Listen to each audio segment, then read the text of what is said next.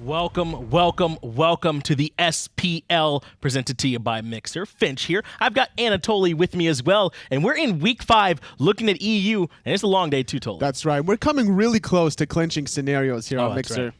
That's right. Yeah, we're at that point now where these games mean so much. We're almost at the end. It's only 6 weeks long are the split. But, of course, I do want to make sure I tell you all that we got a bunch of things that we're able to provide to you specifically because we are working with Mixer along with some of those co-streaming features. We've got the POV cams as well, so you can check out your favorite players, watch them from their specific angle and see their decision-making, as well as able to get it to you faster so we can be more interactive than ever. I know we've been having a lot of fun with those polls lately, Toly, so hopefully chat's enjoying those too. That's right. And different format here between Season 4 and Season 5. That's right. We're going to be looking at the format that these teams are battling through as they try and make their way all the way towards land. That's what everything's working up towards here in this spring split. So it is the 6 weeks I alluded to earlier. Best of 3 matches as well. So we always have a set victor. And with the double round robin format, that means that there's a lot of revenge here coming from these teams, because now with week number 5 here, these are the rematches from week 2. And if you want your teams to win those rematches, make sure that you help them out specifically by picking up those team badges as well as the season ticket. That way, whenever they win, you're able to get a little more FP for yourself. And it's the best way to directly support not just the orgs, but the players as well. As I've said before, I myself am rocking that Splice badge. Totally. Give us that reminder. What are you rocking? Dig and Rival. So we're going to see the first matchup. It will be Dignitas versus SK. I'm going to be rooting now on that black and yellow. Rooting for the black and yellow. I got black and yellow too, just from North America. So make sure that you all do pick up that season ticket as well. I believe we actually do have a bit of a sale going on with that one. It looks like it is going to be 25% off. That's a good time to hop on in on it. 300 gems instead of the normal 400. Kind of makes it a little sad. You know, I paid the full 400 totally. I mean, yeah, but now you get to get a cute little doggo as well. That's true. The Robo. That's true. Robo Doggo. Get the Robo Doggo to help you out as well. But we're going to be taking a look at Europe today. So let's go ahead and get those standings going as well so we can see where everyone is shaping out as we move into the clincher here for this season. Europe, Energy, Rival up there near the very top. Both have 6 wins to their names. Dignitas is right there with them too, so these sets are going to be so important. We're also going to take a look at the overall standings between these two regions as well. So this is going to be where we get the real seeding from those plus minuses, your wins and your losses. Once you take those two into consideration, we get like the plus 10 for Energy and then moused out the bottom with the minus 13. That's true. It's just the international seeding here. Keep in mind that there's only 2 teams from both regions that's going to advance over the others. It's hard to believe. Only 2 teams, and all these teams are so close. So that's why every single set is so important. Let's go ahead and look at the schedule. We talk about how important each one of those sets are. Let's go ahead and look and see who exactly is playing today. It is going to be Dignitas versus SK. That's going to start everything off. But I also have my eyes on this Energy Obey set that's going to be next. So SK has a tough set for themselves, but Energy also have a doubleheader to work That's through. True. If Energy actually win both of those sets today, they clinch their spots at the LAN.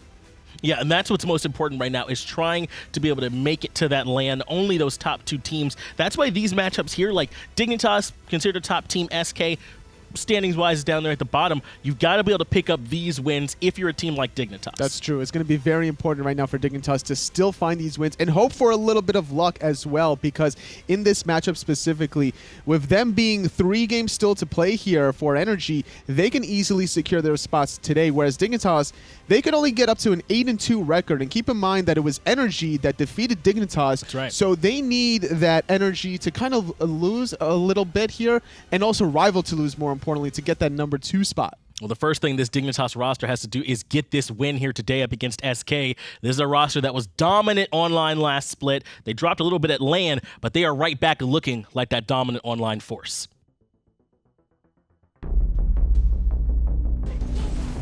Dignitas are a team that has been criticized in the past for falling back to individual play. Well, I look at these guys and I say, who the hell cares? QvoFred's coming out punching people in the mouth. Zyrhoes is still doing his thing. Listen, Dignitas, they missed Worlds and I still don't care. This squad, really, really good. I gotta agree, this squad is really, really good indeed. A big part of it right now, especially here in Season 5, is to have a strong jungler. And Dignitas, they've got a world's caliber jungler in particular with QvoFred on their team. I mean, this guy, it feels like he's always the one that's setting the pace for the team. They're able to play around him so well, Toli. I'm just like, I'm not sick and tired of like saying his name, but because of how good he's been doing, it's like, it's just a given that we're always going to be calling out his name and the highlight plays, whether it's him, whether it's adapting on energy, jungle. It's just kind of the go-to players in Season 5, and QvoFred really thrives off of that kind of playmaking abilities ever since the launch tournament. And he's does such a good job being able to pair up along with the rest of his team as well. You talked a little bit about saying his name so often. There's a couple teams I really like casting because their names are just fun to say. Dignitas is one of those teams where, you know, you just enjoy calling out those names, and there's never going to be any shortage of reason to. Sure, QvoFred is strong, but I mean, they've got Arkkyl, Trixtank on this team, variety. There's no shortage of strong players. A lot of synergy from Dignitas, but SK on the other side, a little bit less cohesive compared to the black and yellow crew, specifically here, looking for the wins here. They can't mathematically guarantee themselves into the top 2 for LAN, but this is for them to be able to overcome this split and take something from it and learn for the next one. And there's no shortage of talent on this SK roster. I mean, Funballer, Lawbster, Faeles, Ducky. I mean, this is a really strong squad. What they need more than anything is to be able to regroup and look better as they start to move into the bottom half of the split. SK look like they're one piece away from making things actually happen.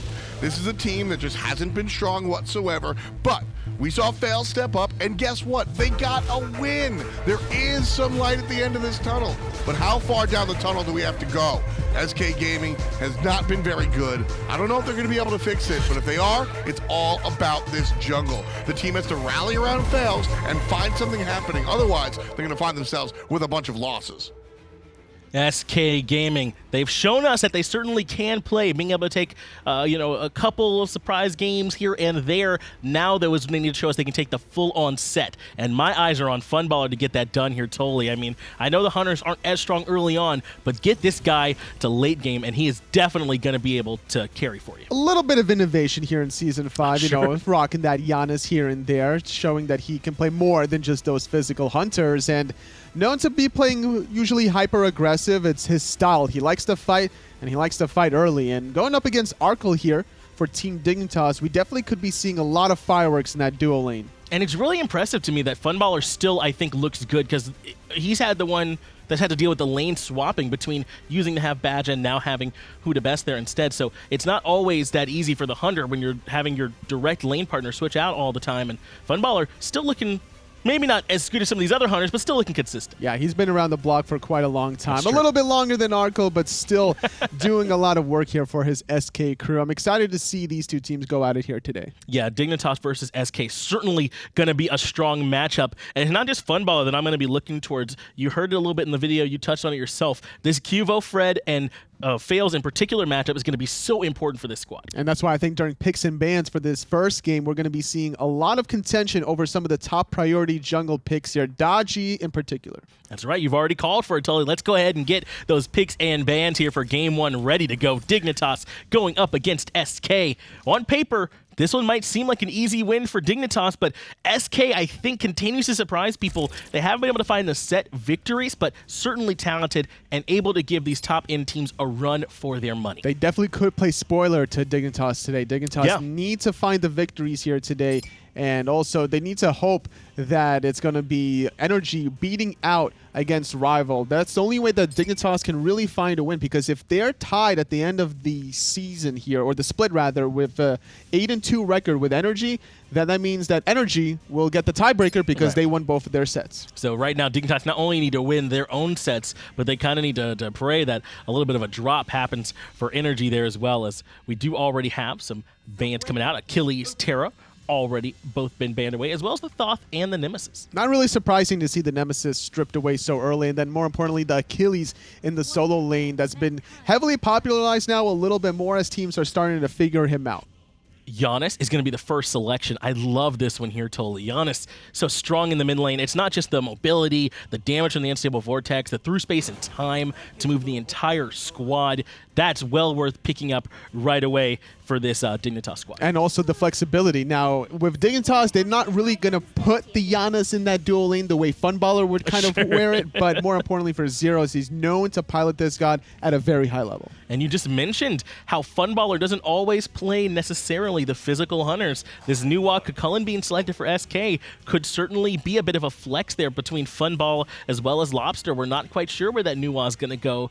Chulainn, some flex. We've seen some Chulainn support, but I got to think that's probably solo. It's probably going to be in that solo lane. I would not be surprised here. Sobek is the selection for Dignitas. They definitely started prioritizing this pick before secondary ban phase for variety specifically, making sure that once he starts transitioning to those team fights, he'll just be on another level. And we're starting to see, Toli, Guardians are pretty strong in the solo lane. It always seems to kind of come back towards Guardians, but especially when there's two of them over there, they're relatively safe in the lane, and later on, they bring so much control of those fights. And that's what you're really looking for in your solo laner, just the ability to bring in more weight in those team fights. And Guardians generally have more control in the mid to late game, whereas Warriors have that damage in the early to mid.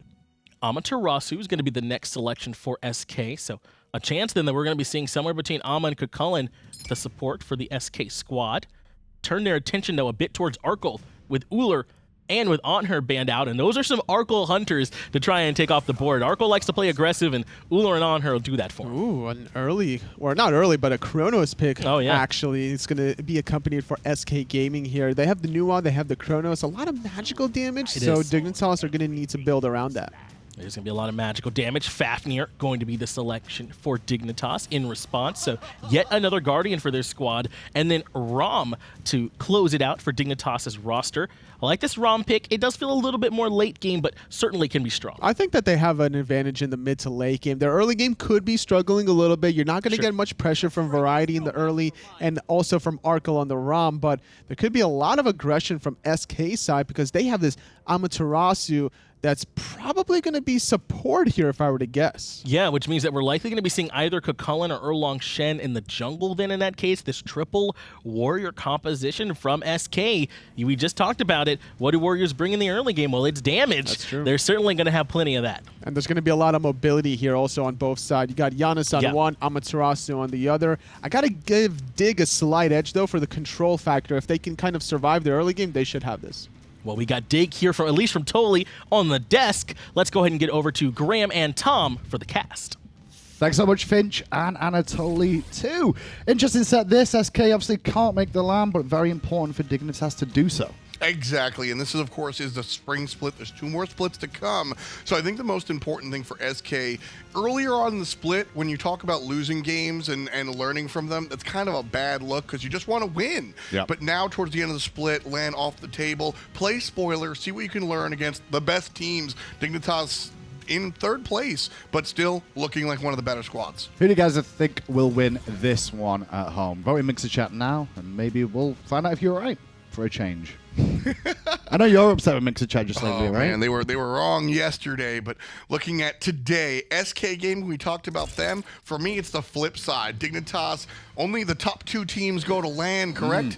So as we look at the 3rd place squad, this is a must-win on the calendar. Oh, yeah. And frankly, if you're losing to SK, no disrespect, I actually love these guys individually, but you can't lose to this team. You mentioned spoiler, Tom, and that's kind of what some of the teams will be playing for now. But specifically, maybe the bottom 3 in Europe. Obey has an outside chance of still making it, though, if they can find some wins. But they're up against Energy today, and if they find a spoiler there, well, I don't see it, but we'll find out if it happens. Yeah, we'll keep an eye on it. We'll absolutely keep an eye on it. Energy with the doubleheader today should put themselves in a nice spot. But mainly, it's about Dignitas here and how well they perform. I don't think they're going to be upset with their picks at all. I think everybody got a very comfort pick this game that they're going to be quite happy with. Oh my goodness! Yeah, I was I was really focused on the ban phases. I thought I was really interested. Yeah, everybody got, I think, what they wanted. Variety. He is Sobek now. He is the living, breathing version of Sobek. Yeah, once upon a time, I think we thought tier And even before that, I thought Zhang Kui. Oh, God, no. Don't think Zhang Kui, because he never had a good game on Zhang Kui. I still like the Zhang solo. I think remember he does a lot of good things. If anything, variety all the way back when. Afro. Ra. Those were two that kind of screamed and came to my mind. Yeah, the healers. Yeah, that's where a lot of the solo laners in Europe began. Sobek heals. It all comes full circle. Yeah, but he doesn't heal his team. You know, come on, he's no meditation this time round. Absolutely. Real talk, though, Sobek affects the team the just amount or just the same amount as those healers do. So much control. Sobek is one of the stronger picks in that solo lane, and I think it comes from the fact that he just has a huge amount of control in different stages of the team fight, which I think is the most important part. Well, left-hand side, the purple buff was invaded there by Dignitas. I don't know if they actually got it because the camp is still signaling it's available right about now. Oh, yep, still alive. So Dignitas only got the babies. A little bit scared of maybe where Erlang Shen was, which he was. Faeles was on the left-hand side taking the red. So maybe they just played it safe there, you know. Didn't want to make a mistake early on and give SK, who have a very late-game composition here, an advantage in the early stages. Exactly. The Faeles has tremendous lockdown potential in the jungle. Meanwhile, left side, a little bit of lockdown. Beads already popped by Funballer. The sprint used and Trixtank's meaty hammer just came through in the nick of time there to pick up the kill. Nice stuff coming out of Trixtank there. First kill for the support. And the dream. This is the type of support that I don't mind getting the first kill, especially when these two players are both late game hunters. After all, there's never a time when a support doesn't want to get first blood, and it's not going to help them. I'll tell a lie, outside of the first time, if the first blood comes after 10 minutes, not as important. Sure. But that initial phase, so key. It really is. But when we look at the different support selections, the ones that are more on the defensive side are less. I don't want to see Khepri get the first blood. Everybody loves seeing Ares with the first blood, but Fafnir, I think people underestimate just how much damage this guy does. Funny enough, the first blood, obviously, it gives you the bounty of gold, but getting kills on the support, it gives a little bit of experience. Yeah. And having your support just ding that level 5 a little bit quicker, specifically the one you mentioned, a Khepri, can be really insurmountable in those team fights. To have that early ult where you're like, hang on, how did he get that already? Sure, at the same time, if you've got the level lead as the defensive support, the opponent's not really fighting into you. Hey, we're going deep with talking about that though too. Like, that's a really high-level look at it, yeah. But realistically, yeah, you want your carries to get it. Because I mean, like when you have the Fafnir or the Ares, or I mean, even characters like Ymir, you can surprise them and go, "Hey, we're level 5."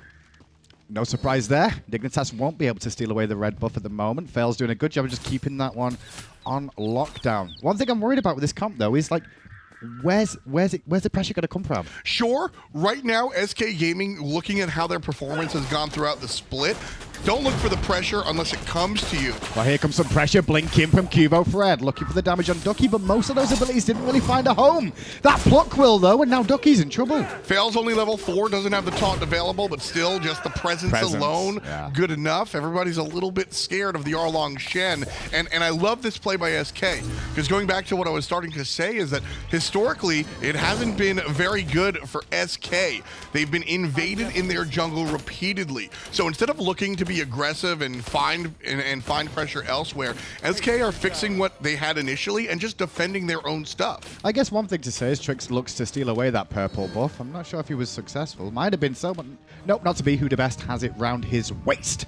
One thing to mention, though, about SK is the games they've won have been long games. So sure. Maybe they're trying to go, hang on a second, guys. We're winning in the late game if we take it late. So why don't we build a late game comp and play to that strategy? It's been really fun watching teams identify their own play style. Historically, Smite has been play the meta, and you got to be a little bit creative around said but meta. No one knows it yet.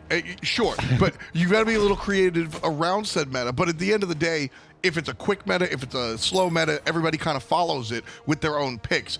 This game, or in Season 5, very different. Mouse was seeing success in the early phases of the game, so they started to try to win in about 20 minutes. Whereas SK Gaming realized if they stretch the game to 30+ minutes, everybody's 6-slotted, and the leads that they give up early kind of don't matter. So we see SK going for these super late picks, hoping to just hang on and stalemate the game out where everything is even. And those late game picks we're really talking about here is the mid the support and the hunter position more than anything else. And the jungle. I'll give you all along. I mean, jungle can be. I think he's a little bit earlier online for himself. Early Shen? Mid-game. For sure. Mid-Shen. Yeah. Mid-Shen. Yeah, he's a mid-game monster for sure, but late game, he bring a lot of damage. I think he's fine here. Yeah, it was just to get himself out of the danger zone more than anything. A little bit worried, and the space and time actually used there as well by Zyrhoes just to make sure he gets his teammate out. That's the play I love there. Zyrhoes making sure to pop the ultimate, letting his teammate escape. That's why you play this Janus. It's funny you didn't get to see it all on camera, but we'll hold that thought. Ducky in a lot of trouble here. 4 members around. That's a second kill of the game. At some point, what is going on with these abilities, boys? Dignitas makes some errors there. Luckily enough, they won't be punished by this, though. There's nothing really SK can do elsewhere on the map. He dodged the first unstable vortex, can't dodge the second one, and that goes directly against what I praised SK Gaming for early. Faeles is playing in his own jungle, defending it. They know how strong Dignitas is, and they know how much pressure is going to be exerted on them, they being SK. So they've been defending their own jungle. Ducky strays from that mentality, looks for the invade, and immediately gets punished. I want to see SK Gaming stick to this defensive style. Trick's going to go in on Funballer here. Arkkyl did steal away the purple for the first time this game then on that left-hand side. And those 2 kills now on the side of Dignitas starting to make a bit of a problem now for SK. Obviously, they're expected to not do so well in the early game, and Dignitas are recognizing that and making sure that is the case. Again, that's why SK Gaming need to play defensive, not only because of how well or how poorly that they've done this split, but also take away from the macro look and look at the micro look. The selections that they have in this game, they've got to play defensively until these characters come online. Variety doing a ton of damage here versus Ducky. Into the tower. That was the scariest thing about that.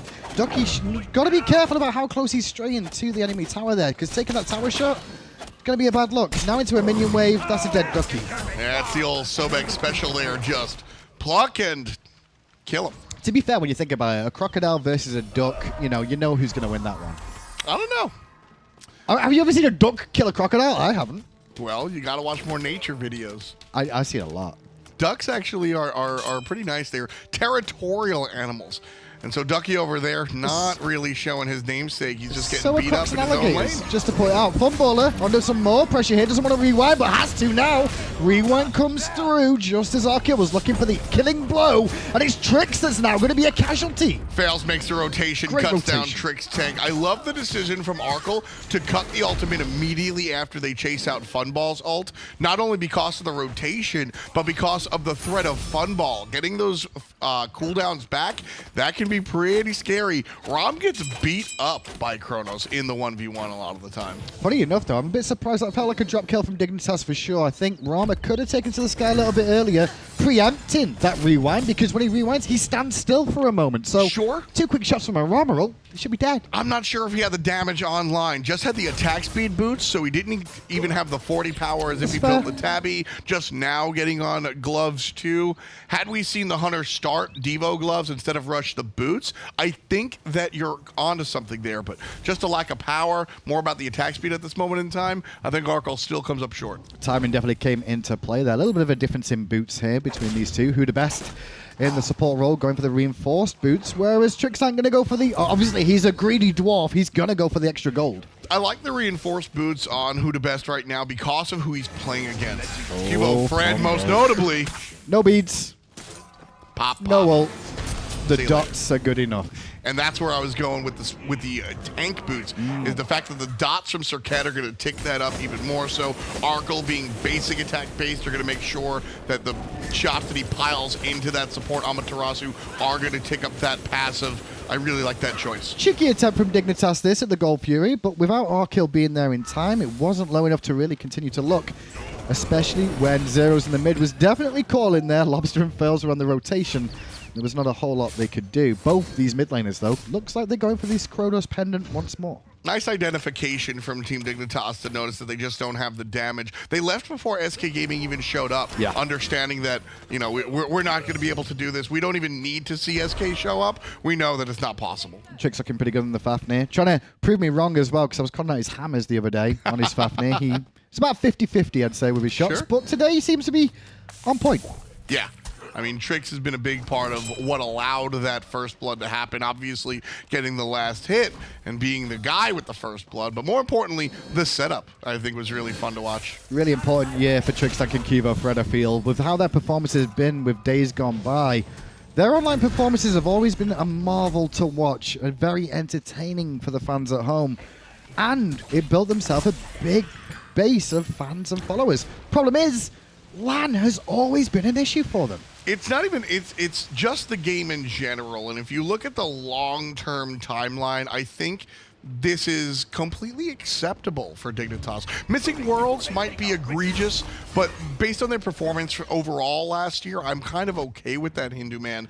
Trixtank and QvoFred have repeatedly been on teams that just struggled to flat out didn't match their skill level. Sure. And with QvoFred being able to focus full-time on Smite, now surrounded with this Dignitas squad, I think this is the team that they find their victory. And you mentioned the Worlds last year, but it was also the year before they've had struggles. The year before that they've had struggles. Even if they did make Worlds, they always struggled at Supers every single time. Different squads, though. These are the players that won the launch tournament once upon a time, and I think, frankly, that team that they won the launch tournament with got out-modernized by some of these other squads. Moving over to Dignitas was a great move. And I said, look at the timeline. Oh, right-hand side, bit of pressure for Ducky. He's under his tier 1 tower alone, and he will fall down again, as will the tower. But yeah, I mean, QvoTrix, you mentioned it, Tom, talk about him a little bit more, but the one factor that's always been a consistent is it's always involving those two. The members around them have changed, but they're still not making it. Is that not a sign that it's something to do with those two? I say no because I look at the other side of that squad, which is the SK Gaming team. And what are the Phoenix? Enix was the name of their organization. Enix was flat out worse than what QvoFred and Trixtank Where's the did. paradigm? Enix was flat out worse than what QvoFred and Trixtank did. Western Trig? Shout outs to Zimstar. Either way, my point is the fact that these guys, they haven't had success, but they've been more successful than the other part of the team. Sure. And when I say zoom out and look at the big timeline, oh, a brand new team didn't win Worlds? I'm not really that surprised. I keep saying I don't care that didn't make Worlds. I think that's an overstatement. But at the end of the day, a brand new team comes in, almost wins the spring split, does win the summer split, performs fantastically online in the fall split, and misses Worlds because of super regionals. That's a totally fine resume for a team that continues in Season 5. Golf Fury at half health, and WhoDaBest the closest to trying to get involved here. They look for a cheeky steal. Won't be there in time, however, and there's the consequence of coming in late. It's going to get picked up straight away by Cubo. Ultimate from Liana is going to be off the mark, but Arkkyl shows up. Trixtank trying to escape with that sprint. Slow down, won't count. Threshold, not this time. Dignitas escape.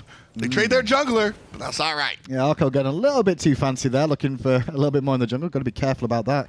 They actually get looked at as Trix was also doing the same sort of thing. Trying to, but that's just greed. That's what that was. Greed. I don't think that's great. I think that's a great play from Just SK back to base, Gaming. man. Good taunt from Faeles, going to force the beads out of Arkkyl. Nice play. After already picking up Trix, that's a good turnaround from SK. I agreed on that. Yeah, that play over there in the jungle, Trixtank is supposed to feel safe at his back harpies. How does he know that SK Gaming, after losing the Gold Fury, is waiting in the enemy jungle when they're down 4,000? The sheer absurdity of that play is where the brilliance is. Trixtank doesn't expect them, and he shouldn't. Lack of respect, that's what I called it. But yeah, I agree. 6-3 though. 2 Gold Furies down. Sorry, 1 Gold Fury down. I felt like the first one did go down too, but it's not just the one for Dignitas so far. It's given them just under a 4,000 gold lead. Experience at 3,000. So SK, not terrible right now. Obviously, it's 6-3. Obviously, they're behind Tom. But we've been talking right from the outset about late game comp. Play around that. Don't fall too far behind. 3,600 gold is an all-right deficit for SK Gaming.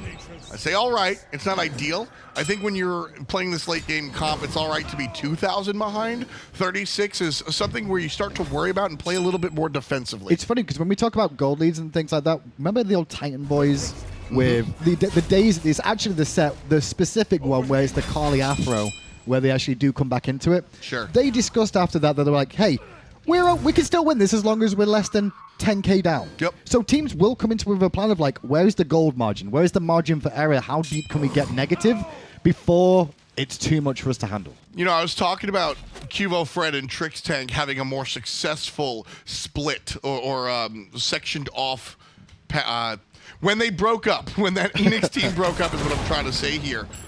Variety gonna wiggle out of that escape. QvoFred and Trixtank. Yeah, Qvo could be actually going aggressive on Funballer here, but he gets the reset off in time. Faeles comes in too, but Faeles gets collapsed on instead. Lawbster's ultimate made an impact, and that's going to allow, with the fact Zyrhoes came straight over from the mid lane, turn that one around in a situation that could have gone a different way quite easily. Analysts like to talk about how the Nuwa can be selected to counteract some of the global positioning from Janus and characters like Athena. That right there is proof in why that's not always true. Lawbster sort of tosses out a little bit of assistance, but Janus literally comes over and says what up. Just a bigger impact in that team fight, getting the tier 1 tower, and this is going to be a tier 2 as well. The answer back for the tier 1 for SK, that's the best thing they can do, but this is starting to get out of hand. And with that going down now, there's only that tier 1 tower in the mid lane. The one thing that generally happens here now is that now that Arkkyl has taken down both towers in that lane, Arkkyl's only going to really go over there to pick up farm, which means he's going to start rotating around the map a little bit more, making his presence known, which means Dig will start to look to group now. And this is where he absolutely has that luxury. He's already finished out his rage. Doesn't have too much penetration here. Likely we're going to see the executioner, hopefully not the Chinsai. And that's really, once he finishes the executioner, is where he gets really scary. It's important to build the rage perhaps earlier than you might want to, so you can build up the stacks. Always going to be an awkward game this for SK, knowing that they're against the carries of SK are against former teammates. That's the big key there, but that ultimate, you screamed it. Oh, because it's been used already. Yeah, there's that crit right there. Funball gets hit for about 300. And not a good look. That crit, nice coming out from Arkkyl already, you see. Able to get a couple of stacks on it, and there's the result. Faeles comes in, looking to start and try to disrupt, but the Pyromancer gonna go the way of SK Gaming. Stolen away, but Ducky will be a sacrificial lamb, plucked in his Faeles, and he will be bursted down by the unstable vortex. Still, Dignitas chasing, looking for Funballer. Zyrhoes around the corner. He would cut off the option anyway, but now WhoDaBest is dead, and the Fire Giant is definitely on the table. Plucked and shucked, just looking for the pearls here, and Team Dignitas making a bunch of jewelry. 4 players down for SK Gaming. Lawbster values his life a little bit more than his Fire Giant, so he's actually going to walk in and get controlled by Variety. Still has his clay minions though, so should still be okay. Variety doesn't have his ultimate just yet, but Variety's tanky enough to still chase this. The rest of the team aren't even coming. Get solo? No, Variety being respectful. Variety's got to be careful here, but He's with gonna those get it now. minions He's gonna get it now. He got him! Oh, Variety solo kill right there. Meanwhile, the rest of the team get the tier 2 on the right-hand side. I like the call from him, just keep him zoned out of the fight. It's like, hang on a second. I did a lot of damage there. Well, I might as well just kill him now. Power from the cooldown boots, albeit not as much from the purple boots, but still bringing him power. Sure. And he's got the Void Stone as well. That Void Stone, man. This Sobek is swinging, baby. He always is. And at the moment, you can see his top of the player damage at 11,500. I always 50% a solo laner for the most part. Whatever the stat is, half it, and then he's still mid-table in this comp. He's alongside Zyrhoes in terms of damage output then. Reason you half help it is because all you do in solo lane is swing at each other and no one dies. Yeah, the game has actually encouraged that fight. I think that was one of the nicer design moves moving to Season 5, was specifically the Warrior's Blessing. Finding the right numbers and everything was a little bit of an art, but just the idea that you have to hit the opposition to get the regen, I thought was a really nice way of kind of encouraging those players to fight the short side. Ducky's not really been able to get involved in this game at all. 2 levels down at the moment on the Chulainn. And also 4 deaths to his name, where his lane opposition now has 4 kills and 4 assists. They've got to shut down this Sobek. Sobek's become a real issue and a linchpin of Dignitas' comp. Yeah. They're even tweeting about it now, going, hey, they're talking about North America. Scary D was playing Sobek, and Variety's like, hey, I see you're a Sobek main too now. Like, maybe it's time to start trying to take this away a little bit more often, or find an answer. Solo lane Sobek is intense, but left side, it's all about the Serqet, number 14 for Team Dignitas, as QvoFred finds his 3rd kill of the contest. Nothing in this left-hand side really for Dignitas to take other than the lives of SK, so SK have to back away. as with the Fire Giant round their waist, they can start looking at this Phoenix, knowing that one of the major carries of this team are not available for this fight. Yeah, just 4 players here. Funball, the strong Chronos, 1-5-3.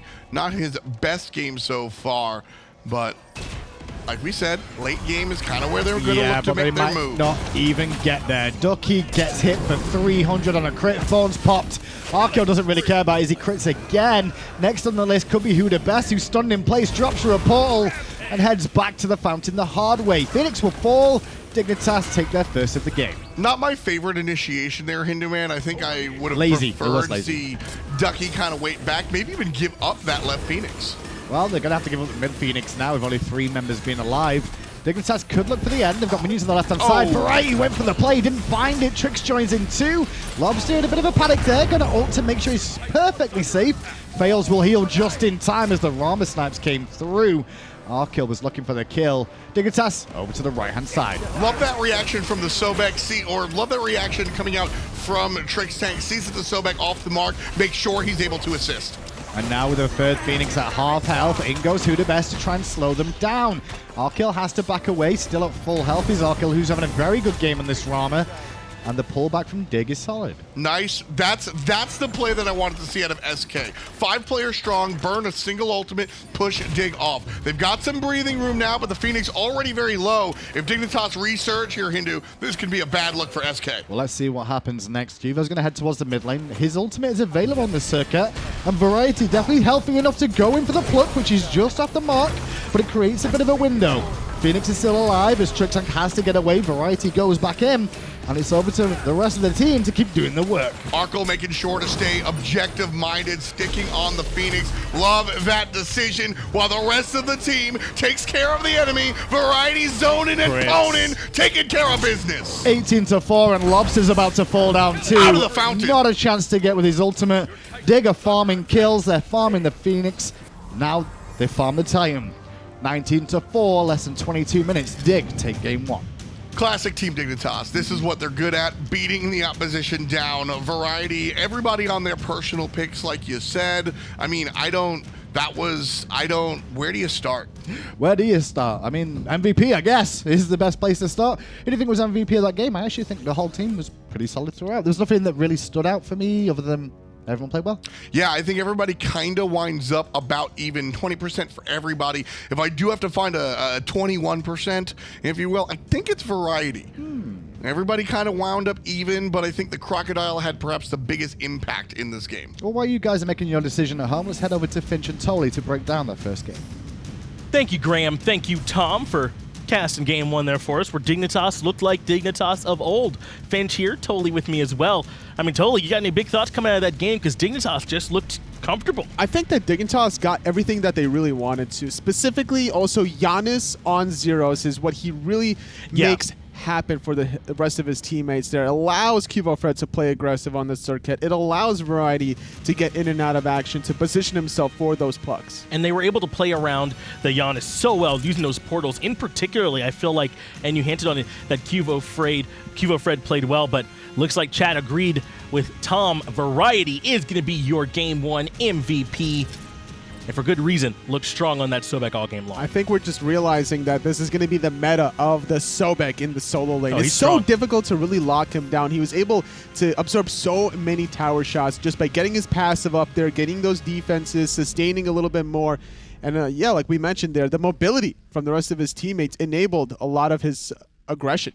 And I got to wonder how much of this is like fails on this Erlang, because I feel like it didn't do very much of them early on. And I mean, how free was Variety to rotate around the map to kind of do whatever it is that he wanted to do? I mean, so I'm trying to decide if we narrow it down, is it Qvo playing the Serqet really well? Is it the solo jungle for SK that just didn't have pressure? It was the combination of everything, because QvoFred on the Serqet actually shut down also Funballer's Chronos, and that's not where you want to be as an ADC player that has such a late game god. Once he was shut down, it was very easy, I think, for the rest of Dignitas to start grouping up and getting that first gold here. Dignitas.